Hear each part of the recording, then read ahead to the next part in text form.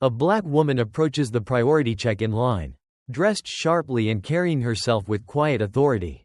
She's calm, collected until the gate agent takes one look at her ID and shakes her head. "Sorry, ma'am, this ID doesn't match our system." Confused but composed, the woman explains who she is. She's a senior advisor, traveling internationally with the President of the United States. But the agent doesn't budge. Minutes pass. Whispered conversations behind the counter grow louder. Passengers start to stare. Security arrives. She's pulled aside. What happens next shocks everyone.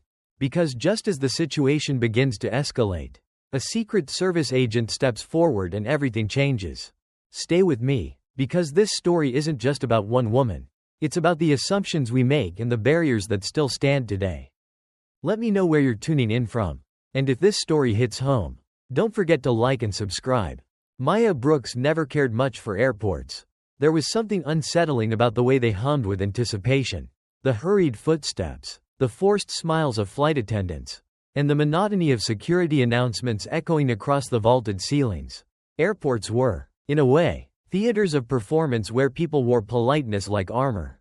And yet beneath it all, something colder lurked. Maya moved through the terminal like someone accustomed to commanding rooms. Her sharp, navy blazer clung to her shoulders, the hem of her trousers brushing the tops of polished heels. The soft clinking of gold bracelets against her wrist was nearly drowned out by the rolling suitcases and the rhythmic, muffled footsteps of travelers around her. She barely registered their glances. A tall, dark-skinned woman with an air of quiet authority wasn't something they were used to seeing in priority lines. But Maya had long stopped concerning herself with their silent inquiries. The weight of expectation, of doubt, was something she carried as naturally as her leather briefcase. It had settled on her shoulders years ago, and she wore it like a second skin. Her destination today wasn't ordinary. She wasn't flying home to New York or attending another policy summit. Maya was en route to accompany the President of the United States on an international mission.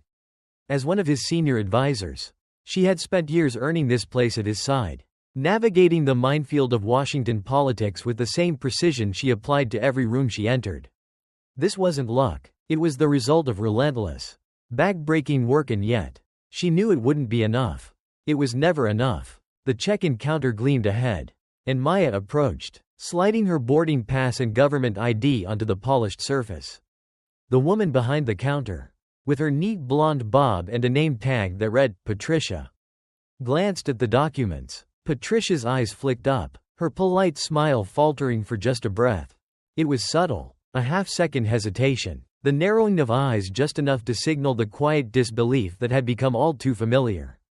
"Good morning," Maya said, her voice even. Patricia returned the greeting, but there was something rigid about the way she held herself. She double-checked the ID, flipping it between her fingers as if it might reveal something different upon closer inspection.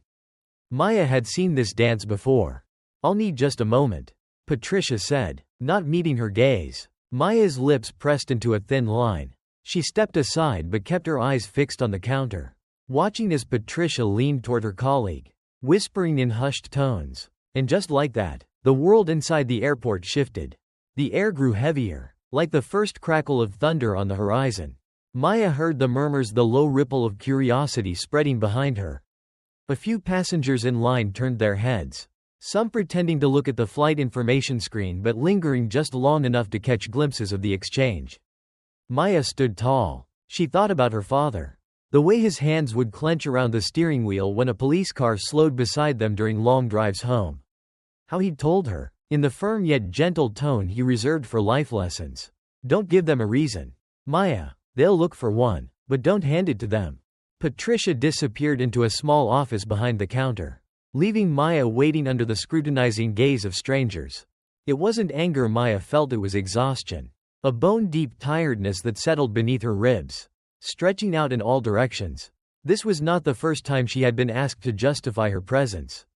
Not the first time someone questioned if she belonged in the spaces she had worked her entire life to enter. A nearby passenger shifted closer.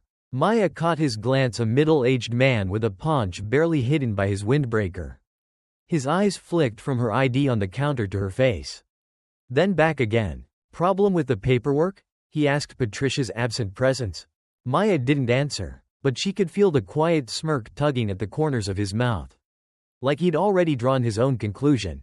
It was in these moments that the facade of polite society began to crack, exposing the fragile seams beneath it. Minutes passed, and the whispers grew louder. The kind of murmur that tasted of doubt. The world had a strange way of unraveling in the smallest moments.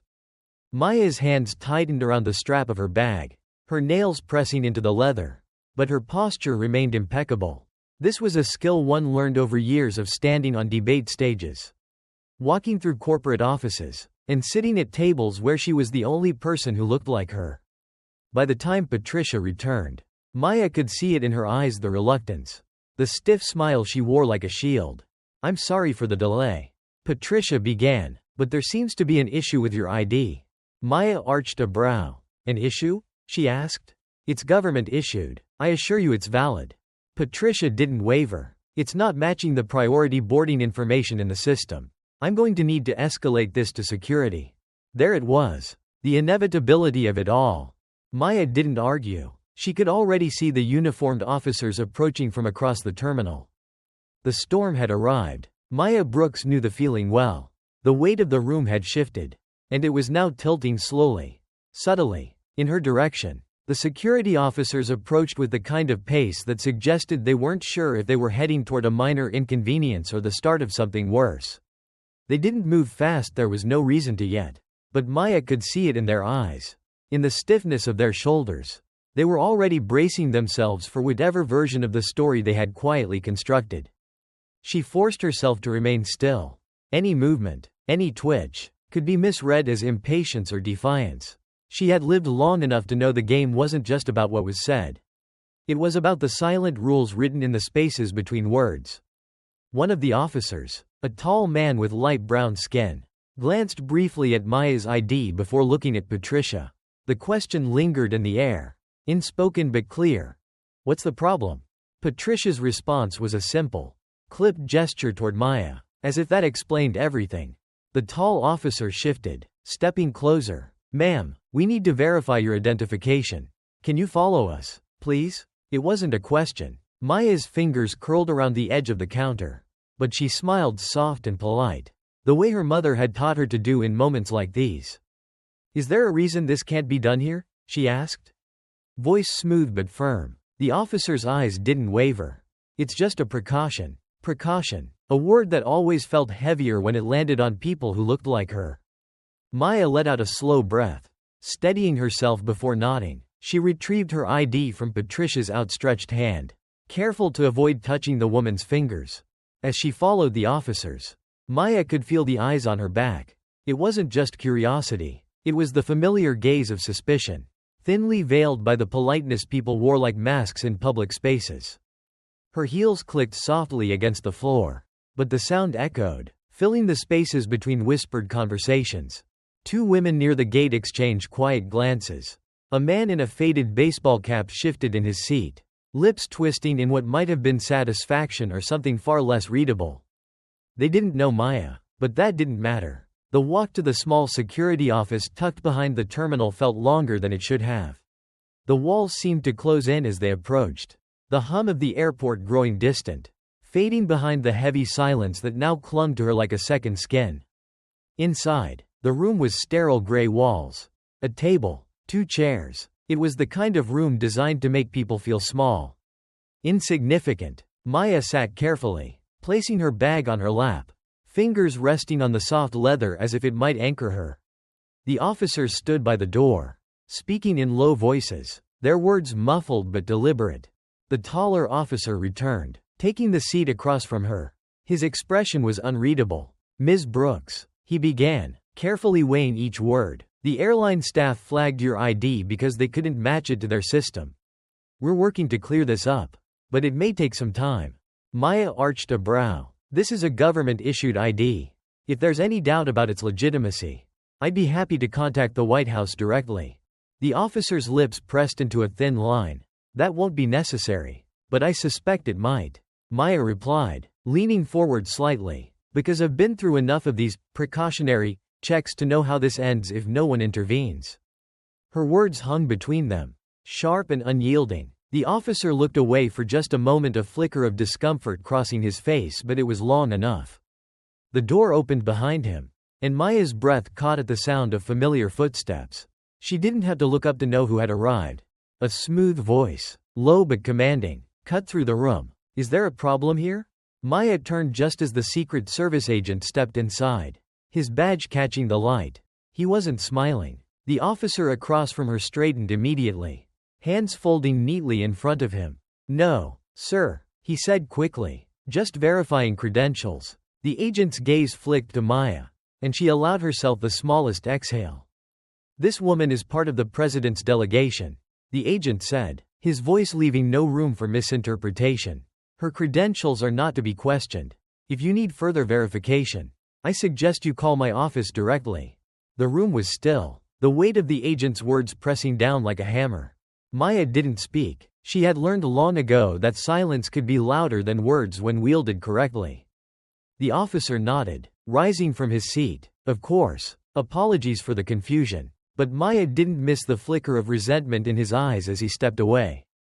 It was always there, the quiet indignation that came when people like him were reminded that authority wasn't their exclusive right. The agent gestured for Maya to follow him out, and she did so without hesitation, head held high. As they emerged back into the terminal, the noise returned in a rush, an explosion of sound and movement that felt jarring after the suffocating quiet of the room. The eyes were still there, watching her, but now, they carried something different: curiosity, shame. Maya didn't care. Her steps were steady, deliberate. The storm, it seemed, had passed. But Maya knew better. Storms didn't disappear. They circled quietly, waiting for the next chance to return. The air outside the security office felt lighter. But Maya Brooks knew better than to mistake that for relief. Airports were strange arenas, public yet private, ordinary yet charged with unspoken tensions. The walls might have ears. But more often, it was the people who carried those quiet, heavy burdens on their shoulders. She walked alongside the Secret Service agent, his presence like a silent shield against the lingering gazes that followed her through the terminal. Neither of them spoke at first.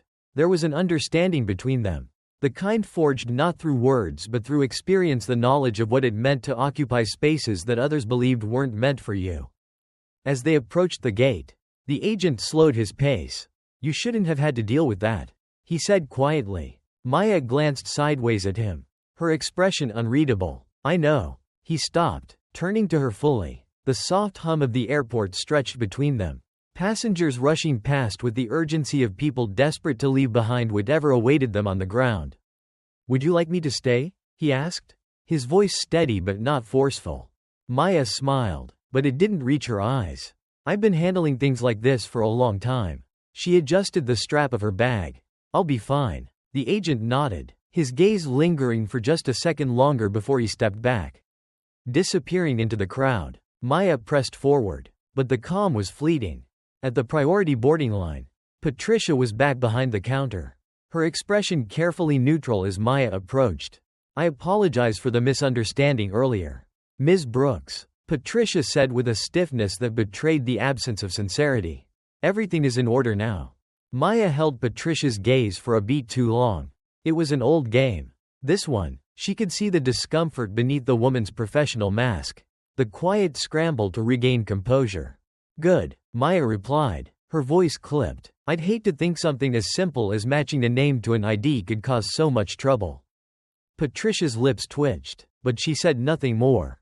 As Maya stepped past the counter, she heard the whispers, soft but sharp, like needles threading through the air. Maybe she was trying to pull something. "Who travels with the president? Sounds fake to me." Probably thought she could cut the line. The words weren't meant for her ears, but they hung in the space behind her like shadows. Maya didn't stop, but with each step, she felt them, the weight of assumptions pressing down, as though she carried them in her suitcase alongside the clothes she'd packed the night before. By the time she reached the gate, she could feel the tension rising again, like a tide creeping toward the shore. It was a subtle shift, the kind you only noticed if you'd lived inside of it long enough. Passengers eyed her, some with quiet curiosity, others with barely concealed suspicion. And then there was the man, seated near the window, a few rows away from the gate. He wore a crisp navy suit that matched the color of Maya's own. But there was nothing polished about the way he looked at her. His eyes narrow with something that teetered between annoyance and disdain. Maya met his gaze and held it. He didn't look away. It was a strange, silent standoff, a conversation unspoken but understood. The loudspeaker crackled to life, announcing the boarding call. Maya adjusted the gold watch on her wrist, letting her fingers linger just long enough to feel the weight of it. The smooth metal cool against her skin.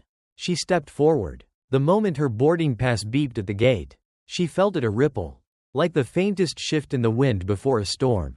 The man in the suit rose from his seat, his voice loud enough to slice through the calm. "Excuse me," he said, striding toward the gate agent. "I'd like to know why she was allowed to board first." His words hung there, an accusation wrapped in false politeness. Maya didn't turn around, but she didn't need to. She could hear the way the room stilled behind her. The gate agent, a young man barely in his 20s, glanced between Maya and the man, visibly flustered. "Sir, she's flying with the presidential delegation." "That doesn't explain anything," the man interrupted, his voice cutting like glass. "I paid for priority. I expect to know why she was let through." Maya finally turned, facing him fully. There was a moment of fragile, precarious thing that passed between them. And then Maya smiled, soft but razor sharp. "You seem awfully concerned with my seat," she said. Her voice was light, but the steel beneath it was undeniable. "Maybe next time, you should focus on your own."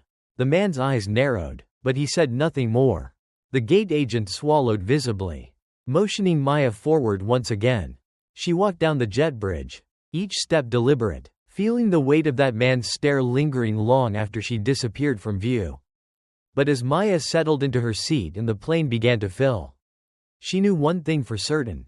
The battle was far from over. The cabin was quiet, but Maya Brooks could feel the tension woven into the fabric of the air. The hum of the engines and the soft rustle of boarding passengers did little to drown out the weight that had settled behind her eyes. She tucked her bag beneath the seat in front of her, adjusting it carefully, as if that small act of precision might restore the balance the day had so expertly unraveled. Across the aisle, a flight attendant passed, her eyes flickering toward Maya for just a moment too long. Maya met the glance head-on, her expression unreadable but steady. Offering nothing in return, the attendant quickly looked away, shifting her attention to another row. It was always like this. The small fractures in the facade, the nearly imperceptible moments where the unspoken things screamed the loudest. Maya leaned back in her seat, exhaling slowly. The man in the navy suit, the one who had questioned her presence at the gate, had boarded shortly after her. She hadn't needed to watch him to know exactly where he was seated. His irritation lingered like a faint but persistent echo. The space between them wasn't physical. It stretched deeper than that, into something more profound, more insidious. Maya could feel the energy shift again when he finally stood, approaching the flight attendant at the front of the cabin. His voice was low, but it carried. "I'd like to know if there's been a mistake," he said. The words seemed casual enough, but Maya caught the edge tucked beneath them like the blade of a knife hidden just beneath the surface of silk. The flight attendant, a petite woman with dark hair pulled into a neat bun, nodded politely, but Maya could already see the discomfort pooling behind her eyes. "There's no mistake, sir," the attendant replied. "Ms. Brooks is part of the presidential delegation." Maya watched the exchange with the cool detachment of someone who had lived it before countless times. In different forms, under different roofs, but always the same melody. And yet, it was never just about the moment. It was about everything that moment represented. The man lingered a beat too long, his eyes narrowing as if he could force the universe to bend under the weight of his displeasure. But eventually, he returned to his seat, his presence lingering like smoke in the cabin. Maya shifted her gaze toward the window, the tarmac glowing faintly beneath the airport floodlights. A storm had been forecast for later in the evening, and the sky, though calm, now felt heavy, as if the clouds were holding their breath. As the last of the passengers filed in, the captain's voice crackled through the speakers. The pre-flight announcements, the safety instructions, the mechanical rhythm of the plane's departure, it all unfolded in the background like a script Maya had long since memorized. But just as the aircraft began to taxi, Maya felt it again, a shift. It was subtle, but there. The man in the navy suit rose abruptly from his seat. The flight attendant hurried toward him. "Sir, I need you to remain seated. I need to speak to the pilot," he said. Maya's head turned slowly, her eyes locking onto his back. "There's something about this flight that concerns me," he added. His voice was even, but Maya knew better. It wasn't concern he felt. It was certainty that his discomfort outweighed the rules. That his unease could stop the world from spinning if only he spoke loudly enough. The cabin, once filled with the quiet prelude of takeoff, now felt suffocating. Passengers began whispering, their conversations laced with something Maya had come to recognize: the thrill of spectacle. The flight attendant blocked the aisle, speaking to him softly, trying to diffuse the situation. But Maya could feel the shape of the moment bending in real time, shifting from something inconvenient to something far more dangerous. And then he said it. "I'm not comfortable flying with her on this plane." The words cut through the cabin like glass shattering against concrete. There was no mistaking who he meant. Maya didn't move, she didn't flinch, but the air around her thickened, pressing down like a weight only she could feel. The flight attendant, stunned into silence, glanced at Maya with wide, apologetic eyes. Maya's heart beat steadily, but beneath that calm surface, something else stirred, slow, deliberate, and ancient. She rose to her feet, her movements smooth and deliberate. The whispering passengers, the cabin crew, even the man himself all seemed to shrink as she took a step forward. "Let me be clear," Maya said, her voice calm but sharp, slicing through the thick air. "I am not leaving this plane. If there's any concern about security, I suggest you take it up with the Secret Service." The man's face tightened, his hands curling into fists at his sides. But Maya didn't stop. "If you're uncomfortable," she continued, "you are more than welcome to disembark." The cabin went silent. It was the kind of silence that stretched long and fragile, threatening to shatter at the slightest touch. For a moment, the man didn't move, his eyes locked with hers. And Maya could see the conflict raging beneath his skin, the unwillingness to concede ground he had long assumed belonged to him. But slowly, painfully, he returned to his seat. The tension hung in the air long after he sat down. But Maya didn't look away. She held his gaze until the plane lifted from the ground, carrying them both into the heavy sky. The storm, it seemed, had come early. The plane sliced through the heavy night sky. But inside the cabin, the air remained thick, so thick it felt like every breath had to be pulled from somewhere deeper. Maya Brooks sat still, gazing out the window as the lights of the city below faded into pinpricks against the dark. The man in the navy suit sat just a few rows behind her. But his presence stretched across the aisle, filling every empty seat between them. His silence was louder now, more potent than anything he could have said. And yet, Maya could feel the unspoken words circling, coiling like smoke. The hum of the engine seemed louder than it should have been. Maya's fingers rested on the armrest, but she could feel the faint tremble beneath her skin, the body's quiet rebellion. No matter how calm the mind pretended to be, it wasn't fear. No, fear had long since been replaced by something colder. Resignation, or perhaps, exhaustion. The attendant passed by, her steps hurried, eyes downcast as if she hoped to avoid Maya's gaze. But it was too late. Their eyes met briefly, and the woman paused. I'm sorry about earlier," she whispered, leaning down slightly, her voice barely above the hum of the engines. Maya offered a small, polite nod. "I'm sure you did what you thought was best." But even as the words left her lips, Maya could hear the hollowness beneath them. The attendant straightened quickly and continued down the aisle, as if Maya's forgiveness or lack thereof was more weight than she cared to carry. Maya returned to the window, watching the thin white trails of clouds scatter beneath the plane's wing. For a while, there was quiet, the kind of quiet that stretched, long and uneasy, like the calm that sits heavy on the shoulders before the sky splits open. But calm is rarely left untouched. Halfway through the flight, as the cabin lights dimmed and passengers settled into uneasy rest, the man's voice rose again. It wasn't loud, but it didn't need to be. "I'd like to speak with the captain." The words floated forward, reaching Maya's ears with perfect clarity. The same flight attendant hesitated near his seat. "Sir, the captain is resting. Is there something I can assist with?" The man leaned forward slightly, as if his proximity might lend weight to his words. "I don't believe this flight is secure." Maya's head tilted ever so slightly, eyes narrowing on the reflection of his face in the small oval window beside her. The attendant's polite tone wavered. "I assure you, everything is under control." "I disagree," the man said flatly. There was no anger in his voice, just certainty, cold and unwavering. Maya exhaled slowly, her pulse tightening beneath the surface of her skin. She could feel the plane shrinking, folding in around her as the tension pressed against the thin walls of the cabin. The murmurs began again, passengers shifting in their seats, casting furtive glances toward the man and, inevitably, toward her. One glance was never enough. They needed confirmation. Was it her? She heard the rustle of fabric as someone leaned closer to a neighbor. The hushed tones floated through the air like static. Maya didn't need to hear the words. She already knew them by heart. The flight attendant stepped away, but Maya could feel the ripple of uncertainty left in her wake. Minutes passed, but the weight in the cabin only grew heavier. And then, as if pulled by some unseen force, the man rose to his feet. The plane hit a small patch of turbulence. But he didn't waver. Maya's eyes remained on the window. But she saw him in her periphery, saw the way his shoulders squared. The resolve etched into the hard lines of his mouth. He walked forward, past her row, stopping just near the front of the cabin. Maya's jaw tightened. It was coming. The shift. The escalation, the thing that always lurked just beyond politeness, waiting for the slightest crack in the surface. The man turned to face the seated passengers, his voice low but sharp enough to cut through the cabin. "Ladies and gentlemen, I apologize for the interruption, but I believe it's important that we're all aware of the situation on board."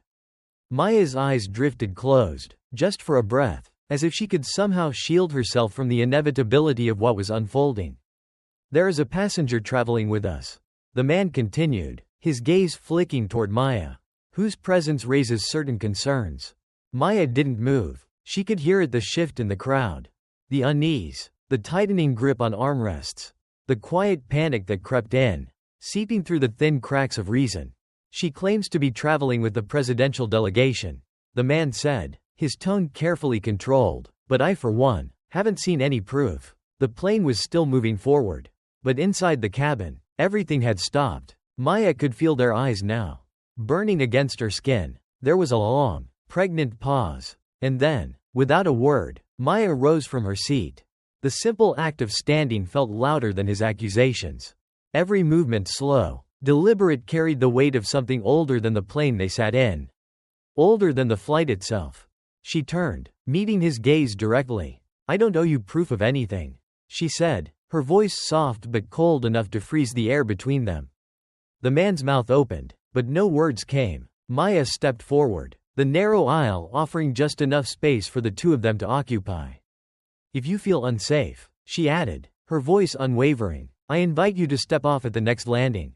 I'm sure the rest of us will manage just fine." The cabin held its breath. For a long moment, the man stood there, his pride swelling and deflating in the space of a single heartbeat. But there was no fight left for him to win. Slowly, he returned to his seat. Maya remained standing for just a few moments longer, letting the silence settle over the cabin like dust. Then, she returned to her seat, leaned against the headrest, and closed her eyes. The storm hadn't passed, but for now, it had quieted. The hum of the engines pressed against Maya Brooks's ears like static. But inside her mind, there was silence, a deep, unnatural silence, as if the entire plane teetered on the edge of something neither it nor its passengers fully understood. The man in the navy suit hadn't spoken again. His defeat, if it could be called that, was worn stiffly across his shoulders. But Maya could feel it beneath his quiet. Beneath his carefully folded hands resting on his lap there was something brewing. It was the kind of silence that preceded storms. A pause that felt too heavy, too deliberate. She kept her gaze fixed on the clouds through the window. But she was not fooled. Her senses stretched beyond her sight, picking up the subtlest vibrations around her. A cough from a few rows back. The soft rustle of fabric as someone shifted uncomfortably in their seat. The attendant passing by. Her footsteps hurried but light, as if afraid to disturb the surface of something she could not name. Maya could feel the eyes. They grazed over her like sharp edges, tracing the outline of her presence. She had grown used to this. But used to never meant indifferent. The plane rattled briefly as it passed through a pocket of turbulence. The seatbelt sign flickered on overhead, and a voice calm, rehearsed floated through the cabin. "Ladies and gentlemen, we're experiencing minor turbulence. Please remain seated with your seatbelts fastened." There was a time when that voice might have been enough to ease tensions, to calm restless minds, but tonight, it barely registered, because when turbulence settled in the bones of the people, no announcement could shake it loose. Maya closed her eyes for a moment, exhaling softly. Then it happened. A sudden movement, sharp and deliberate. The man in the navy suit stood again, this time without the slow, calculated grace he had shown before. There was urgency in the way he stepped into the aisle, like a man who had convinced himself that if no one else would do something, it had to be him. Maya's eyes opened, steady and sharp. He wasn't heading toward the flight attendants this time. He was walking directly toward her. She heard the shift, the soft gasps, the rustle of passengers leaning toward the edge of their seats, watching, some curious, others anxious, but all witnesses to the unraveling thread that no one had dared pull until now. The man stopped just beside her row, gripping the headrest in front of him so tightly his knuckles turned pale beneath his skin. "This isn't right," he said. His voice was low, but each word cracked like glass against stone. Maya didn't flinch. She kept her eyes on him, watching the way his shoulders rose and fell with shallow breaths. "I don't care who you say you are," he continued, his words heavier now, louder. "Something's not right here." The attendant appeared beside him, her hands clasped nervously in front of her. "Sir, I have to ask you to sit down." "I'll sit down," the man snapped. "When someone explains to me why she's still on this plane." A ripple of murmurs passed through the cabin. Maya could feel them like aftershocks. It was here the point where the performance of civility frayed, unraveling thread by thread until all that remained was the raw, exposed fear that had been driving it from the start. Maya spoke then, her voice calm but carved from steel. "You seem awfully committed to this." The man's eyes narrowed. "I have the right to feel safe on this flight. And I have the right," Maya said slowly, rising to her feet with the kind of deliberate care that made the space between them feel smaller, "to exist in it without justifying myself to you." The cabin was utterly still. Passengers who had once stolen glances from the corners of their eyes were now staring openly, no longer pretending to be spectators to something benign. The man's breath hitched, and for a brief moment, Maya saw it, the thing beneath his rage. It wasn't power. It was fear. The kind of fear that people like him had been taught to wrap in layers of control. Convinced that as long as they stood taller, louder, their discomfort might be mistaken for righteousness. But there was nothing righteous here. Maya leaned in slightly, lowering her voice just enough for him to hear. "You don't scare me," she said, each word cutting cleanly through the narrow space between them. "And if you think raising your voice is going to make me disappear, I promise you'll be disappointed." The man opened his mouth, but nothing came. Behind them, one voice steady and clear rose from the back of the plane.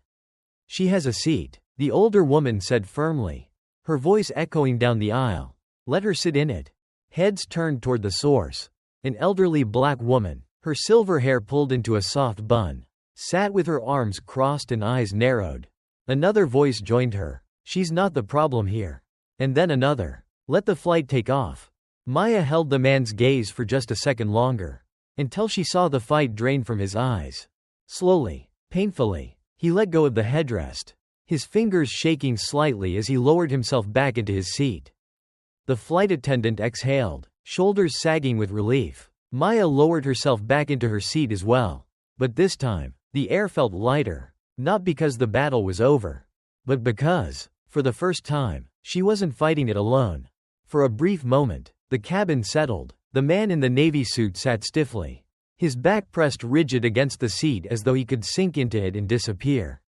Maya Brooks remained still, her eyes fixed on the clouds beyond the window. Though her focus had drifted far from the horizon, the murmurs had quieted, but something else lingered, a tension that clung to the air like humidity before a storm.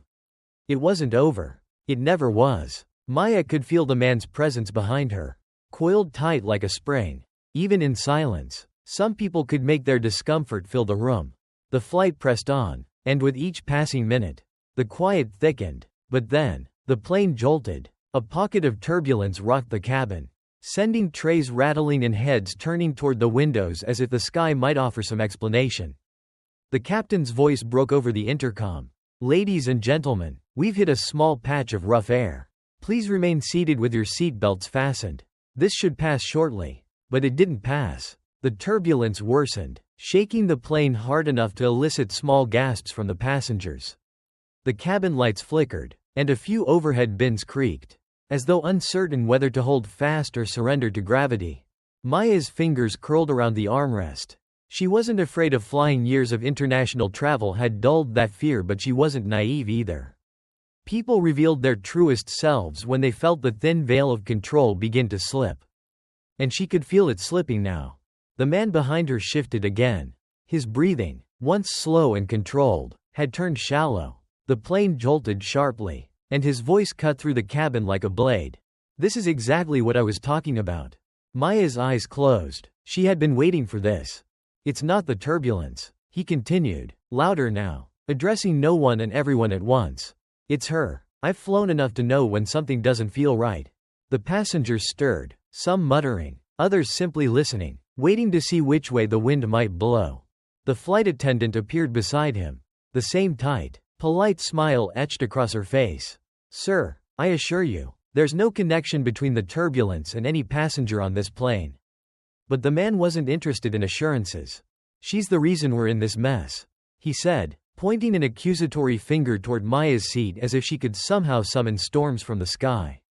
Maya didn't move. She remained seated, her gaze steady, but the pressure behind her ribs tightened. The cabin shifted again, this time not from turbulence but from the shifting weight of people turning, their eyes flicking toward her. Maya knew how it worked. Suspicion didn't need logic to spread. It only needed a single voice loud enough to plant the seed. The older black woman who had spoken earlier crossed her arms, her gaze fixed sharply on the man. "Now you're just making a fool of yourself," she said, shaking her head. But he wasn't embarrassed. If anything, her words only seemed to harden his resolve. "I have every right to be concerned," he said coldly. "Maybe you're comfortable ignoring the signs. But I won't sit by while." Maya rose slowly, turning to face him. The words died in his throat the moment their eyes met. The plane rocked again, but neither of them wavered. "If you're so sure I'm the problem," Maya said, her voice quiet but razor sharp, "then let's end this." The man blinked, unsure of what she meant. She gestured toward the aisle. "You're free to ask the captain to land the plane," she said plainly. "But you better be prepared to explain to every person on this flight why you thought one black woman sitting quietly in her seat was enough to justify it." A ripple of nervous laughter passed through the rows behind them. The man's lips tightened, but the laughter had already begun to erode his confidence. Maya took a step closer, lowering her voice so that only he could hear. "I know what this is," she said, her words slicing through the thin facade of his indignation. "You don't feel unsafe. You feel powerless." His face flushed, but he stayed silent. "People like you," Maya continued, "cling to control so tightly that when the world shifts, when someone like me enters a space you thought belonged to you, you can't handle it. So, you create stories. You build shadows out of thin air." Maya leaned back, folding her arms. "But I'm not leaving, and this plane is going to land with both of us on it." The man stared at her, his mouth tightening like he might respond. But no words came. Instead, he sat down, his movements stiff, his shoulders curling inward as though trying to make himself smaller. Maya returned to her seat without ceremony. The plane leveled out minutes later, and the turbulence faded into nothing more than a memory. But Maya knew it wasn't the storm outside that would linger. It was the one inside the cabin. Because even as the sky stretched wide and calm beyond the window, there were storms people carried with them, storms that would follow them off the plane, out of the terminal, and into the world. And for some, the worst part wasn't the storm itself. It was knowing the world would keep turning, no matter how hard they tried to stop it. The plane had settled, but the silence inside the cabin was anything but peaceful.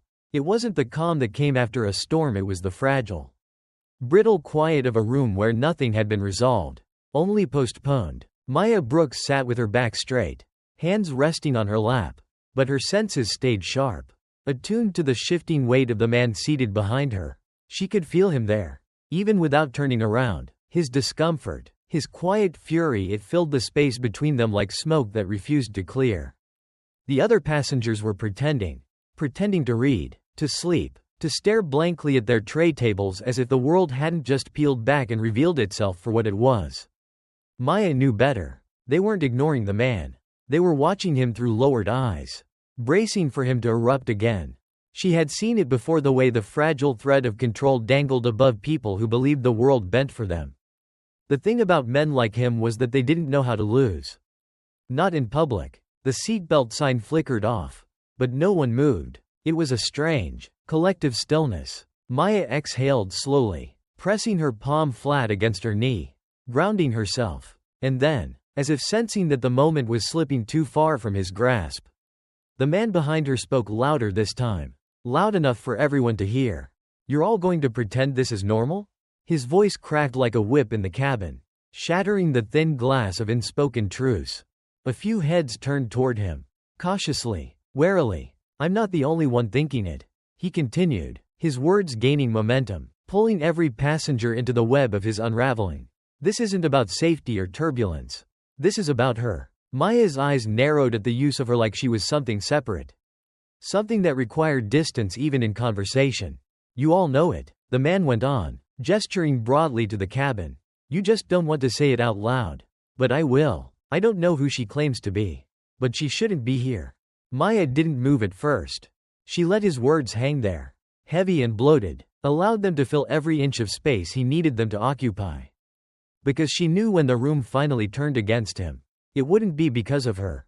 It would be because of him.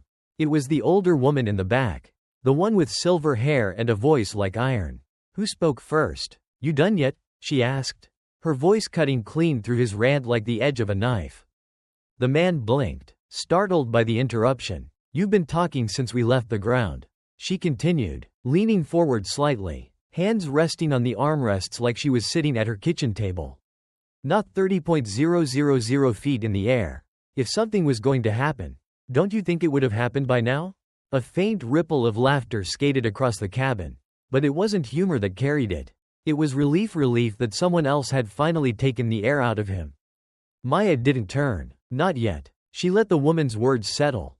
"I've lived long enough to know what this is," the woman added, shaking her head. "You're not worried about the plane. You're just mad she's sitting in first class while you're back there choking on your pride." The man's mouth opened to respond. But the passengers were no longer leaning his way. Maya felt the shift, the quiet but decisive weight of a room realigning itself. And finally, she turned to face him, her voice as calm as it had been from the start. "I'll ask you once," she said, her eyes locking onto his.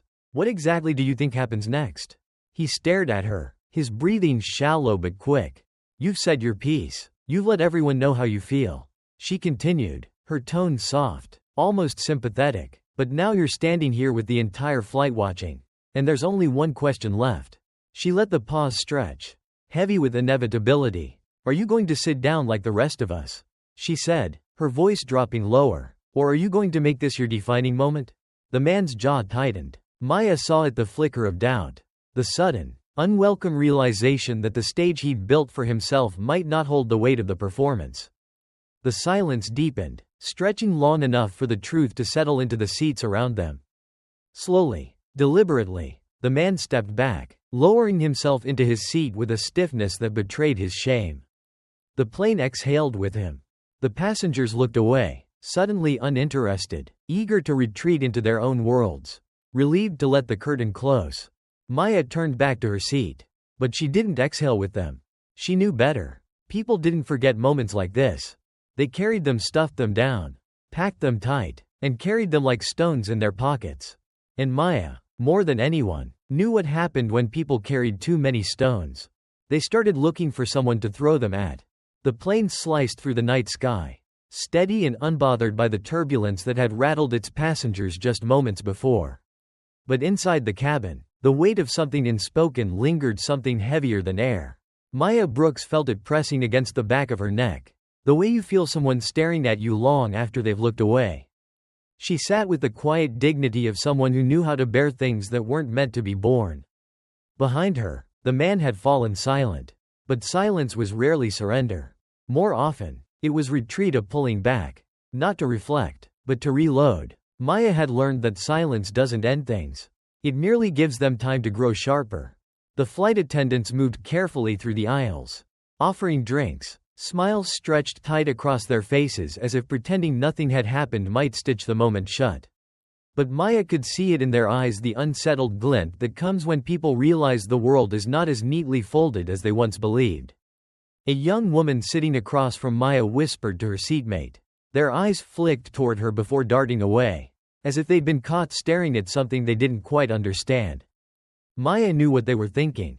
What must it feel like to carry that? But they would never ask. People didn't ask questions when they were afraid of the answers. The hum of the engines grew louder in the silence, until the man behind her shifted in his seat once more. He leaned forward slightly, his breath hitting the back of her seat before his words did. "I don't care what they say," he muttered, low enough that only she could hear. "I know what people like you are capable of." Maya's hand stilled against the armrest. The words slithered into the space between them, curling around her like smoke. She didn't turn. Instead, she let the weight of his words settle, allowed them to drape themselves over her shoulders like an old coat she had long since grown used to wearing. She could feel the passengers around her pretending not to listen, pretending that his voice hadn't crawled over the edges of their own comfort. But Maya wasn't pretending. She had spent her life hearing that voice. It wore different faces, dressed itself in different clothes, but it was always the same. The voice of someone who believed the world had been made for them, and who felt betrayed by the mere presence of others occupying space they thought was theirs. Maya exhaled, slow and deliberate, before finally turning her head just enough to glance at him over her shoulder. "I know what people like you are capable of too," she said, her voice even and unyielding. "And I've survived worse." His eyes narrowed, but the flicker of uncertainty behind them betrayed him. He hadn't expected her to answer. He wanted her silence. Silence, after all, was permission. Maya turned back toward the window, her reflection staring back at her against the dark. The cabin had grown colder, but she welcomed the chill. It kept her awake. As the plane flew deeper into the night, Maya thought of her father's words, the ones he had whispered to her as a child when she came home in tears from school. Confused by the strange, sharp edges of the world. Don't let them trick you into carrying what isn't yours. But even then, Maya had known some burdens were never offered. They were placed on you, whether you wanted them or not. And tonight, she carried them, not because she wanted to, but because someone had to. The plane dipped slightly, and as the lights of distant cities blinked far below, Maya's grip tightened around the armrest. Somewhere behind her, the man shifted again. She didn't need to look to know he was still watching. The plane coasted through the night sky, but the peace inside the cabin was thin like glass stretched too far. Trembling under the weight of something inevitable, Maya Brooks sat still, her eyes locked on the blackness beyond the window. But she wasn't watching the sky. She was listening to the rustle of fabric behind her, to the shallow breaths of the man in the navy suit, the one who thought the world owed him comfort, to the silence of every other passenger who had decided consciously or not to wait and see what happened next. Maya had spent her life in rooms like this, though they rarely had wings. The setting changed, but the air was the same. A room filled with people who did not realize they were holding their breath. The man hadn't spoken again, but his presence burned hot against her back. She could feel his frustration simmering, threatening to spill over at the smallest provocation. He wasn't done. Men like him never were. The flight attendant passed by, casting a nervous glance toward Maya's row before continuing toward the front. She hadn't asked if Maya needed anything. Not anymore. And Maya understood why. In moments like this, no one wanted to draw attention to the crack in the room. But pretending not to see it didn't make the crack disappear. It only made the break louder when it finally came. Maya shifted slightly, adjusting the bracelet on her wrist, the gold catching a flicker of cabin light. Behind her, the man's breath hitched. It was a small thing, a reaction he probably didn't even realize he'd allowed. But Maya caught it. She knew what it meant. He was waiting for her to move again, to say something, to do something so he could snatch the moment and twist it into proof that he had been right about her all along. But Maya wouldn't give him that. Let him choke on his expectations. The captain's voice interrupted the silence, crackling over the speaker. "Ladies and gentlemen, we'll be descending shortly. Please ensure your seat belts are fastened and your tray tables are in the upright position." The lights flickered brighter as the cabin prepared for landing. For a brief second, Maya let herself imagine this ending quietly. Maybe that was the difference between hope and naivety, knowing the odds but still wanting to believe. The seatbelt sign chimed, and then it happened. The man stood abruptly, gripping the headrest in front of him. "Sir, I need you to sit down," the flight attendant said from halfway down the aisle, her voice tight. He ignored her. "I won't sit down," the man snapped, his voice louder than before, loud enough to pull the attention of every passenger who had been pretending not to hear him. "I have a right to speak." A murmur rippled through the cabin. Maya didn't move. The attendant took a hesitant step forward. "Sir, please return to your seat. We're preparing for landing." The man's hand tightened around the headrest, his knuckles pale. "She shouldn't be here," he spat, his eyes narrowing on Maya like she had been the source of every inconvenience in his life. "I don't care who she claims to be. You let someone like that sit in first class. And we all just have to hope for the best?" The room, already fragile, splintered. Passengers shifted in their seats, their gazes flicking between Maya and the man as if this were some strange theater where they had been cast as unwilling extras. Maya exhaled through her nose. There it was. The something like that. He had dressed it in vague words for hours, skirting the edges. But now there was no more hiding. Maya stood slowly, meeting his gaze without blinking. She could feel the weight of the entire cabin behind her. The air pulled taut like a wire about to snap. "Sit down," Maya said, her voice low but heavy enough to press into the space between them. The man's lip curled, his shoulders squaring as if to challenge her. But Maya took a step closer, her presence swallowing the aisle. "I have been patient," she said, her voice gaining volume with each word, filling the cabin in a way that made the man shrink beneath it. "I've let you talk. I've let you whisper. I let you believe that your discomfort meant something." Her eyes didn't leave his. "But here's the truth," she continued, voice sharp enough to cut. "I don't care how uncomfortable you are. I don't care how small you feel sitting next to me. I earned my seat, and the only one making this flight unsafe is you." The murmurs stopped. The weight shifted. Maya saw it in his eyes, that flicker of hesitation. That moment where the room no longer bent in his favor. The older woman from the back spoke again, her voice loud and clear. She said, "Sit down." Another passenger nodded. "Let the plane land." And one by one, like bricks being laid into place, the passengers turned, not to Maya, to him. The man hesitated, his mouth tight, his pride caught between fight and flight. But there was no escape. Not this time. The attendant stepped forward again, firmer now. "Sir, I need you in your seat." Finally, begrudgingly, he sat. Maya remained standing for just a second longer, letting the room remember this moment.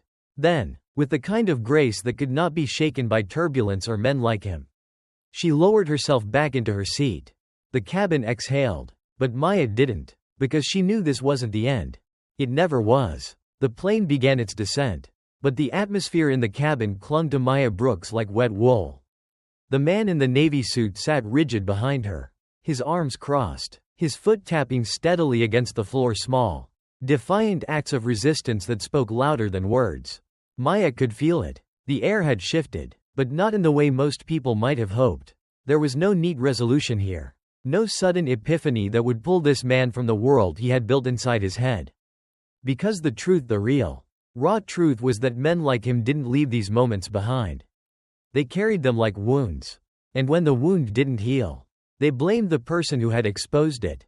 Maya understood this, and she knew that once the plane landed, the real turbulence would begin. The wheels kissed the runway, the familiar jolt pressing passengers back into their seats. Relief flickered across the faces of those around her. But Maya's grip tightened on the armrest. She wasn't relieved. She was ready. As the plane taxied to the gate, she felt the man lean forward again, his breath trailing just behind her ear. "You think this is over?" he whispered. Maya didn't move. She didn't need to see his face to know what lived there, the simmering anger, the resentment clawing beneath his skin, desperate for release. But she answered calmly, her voice quiet but sharp as glass. "It was over the moment you stood up." The man pulled back slightly, caught off guard by the certainty in her tone. "You don't know who I am," he spat, the words tumbling out too quickly. "You have no idea what you're messing with." Maya smiled faintly. That's the difference between us, she said, finally turning to meet his gaze. I don't need to know who you are to know exactly what you are. The words landed like a stone dropped into still water. Passengers around them shifted uncomfortably, pretending not to hear but hanging on to every syllable. The man's mouth tightened, his pride visibly unraveling with each second that passed. But before he could respond, the older woman from the back, her voice as steady as it had been the first time she spoke, cut in once more. We all know who you are, she said, peering over the top of her reading glasses. And frankly, we've seen enough of you to last a lifetime. A quiet ripple of laughter passed through the cabin, but Maya could feel the weight behind it. It wasn't amusement. It was exhaustion. The exhaustion of people who had lived long enough to recognize the same fight. Recycled over and over, dressed in different clothes but never truly changing. The man stiffened, his face coloring beneath the attention. But he said nothing. The plane came to a stop. And as the cabin doors opened, Maya remained seated, allowing the other passengers to move first. She had learned long ago that moments like this were delicate. You didn't rush them. As she waited, the man stood abruptly, grabbing his bag from the overhead compartment with more force than necessary. Maya watched him from the corner of her eye. He wanted to run, but men like him never left quietly. As he turned to pass her row, his eyes met hers one final time. You'll regret this, he muttered, the threat barely concealed beneath his breath. Maya's gaze didn't waver. No, she said softly, tilting her head, but you will. The words hung there, suspended between them, until he finally broke away, disappearing down the aisle with hurried, uneven steps. Maya exhaled slowly, but the tension didn't leave her. Because the fight wasn't with him. It never had been. The real fight, the one that followed her out of the airport. Onto the streets, into boardrooms and crowded rooms filled with polite smiles, was far bigger. And it would not disappear simply because one man had been quieted. As she stepped off the plane, Maya felt the weight of the evening settle deep into her bones. But there was something else too. A quiet strength. The knowledge that even in the face of unrelenting storms, she remained standing. And that, perhaps, was enough for now. The airport terminal was no less charged than the plane had been. The air here felt thick, humming with the quiet electricity of bodies moving past one another, each person wrapped in their own destination. Their own urgency. Yet, even in the bustle, Maya Brooks could feel the weight of lingering eyes. She stepped off the jet bridge with deliberate calm, her heels clicking softly against the polished tile. The older woman who had defended her back on the plane followed just a few paces behind. Her presence steady and reassuring in a way that words rarely were. But the man in the navy suit was nowhere to be seen. That should have comforted Maya. It didn't. Men like him didn't just disappear. They lingered, unseen but felt like shadows at the edge of the room. She walked toward the baggage claim. The routine familiar but heavy tonight. Each step echoing something more profound. Maya wasn't naive. She had danced this dance before.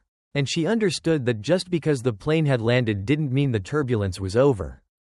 By the time she reached the carousel, the terminal had thinned. Yet, she felt him before she saw him.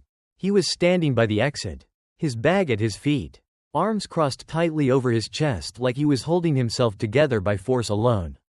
His gaze locked onto her the moment she stepped into view. Maya's steps didn't falter, but she braced herself. Some men couldn't bear losing in private. They needed an audience. The crowd around them began to thin as luggage appeared on the carousel. Passengers grabbing their bags and hurrying toward the doors. Maya didn't rush. She let the rhythm of the moment carry itself. But he was already moving. He crossed the space between them in long, deliberate strides, his eyes burning with something fierce, something unresolved. Maya turned slowly, meeting him head-on. For a breath, they stood there, two people occupying the same space, but worlds apart. You think this is over? He said, his voice tight and low, as if trying to contain the heat rising in his chest. But people like you push too far. Maya raised an eyebrow, her expression calm, almost curious. People like me? She asked softly. The phrase hung between them, weighted by every unspoken thing it carried. His jaw clenched. You know exactly what I mean. Maya took a step closer, just enough to close the gap between them. Her voice, when it came, was barely above a whisper. I do, she said, but the real question is, do you? His eyes flickered, the words unsettling him more than he cared to admit. I know what this looks like, he said, deflecting, grasping for ground. You want to act like you're the victim. But you're not. You walk around like the world owes you something. Maya tilted her head. No, she said quietly. I walk around like I belong.